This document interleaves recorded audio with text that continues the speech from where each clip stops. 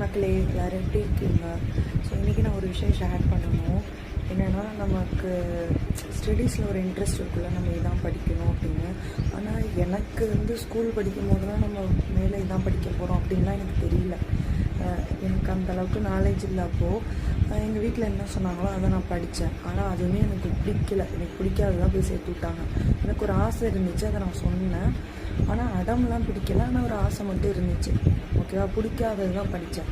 அதுக்கப்புறம் சரி அதை படித்தோமே, அதுக்கான ஒர்க்கு கிடச்சிச்சா? அதுவும் இல்லை. ஏதோ ஒரு ஒர்க்கு, பிடிக்காத ஒர்க்கு, அது போயிட்டுருக்கோம். அதாவது என்னென்னா, நமக்குன்னு ஒரு ஹியூமன் பீயிங்க்குன்னு ஒரு ஆசை இருக்குல்ல, அதை கடைசி வரையுமே செய்ய விட மாட்டேங்கிறாங்க. செய்யவே விட மாட்டாங்க.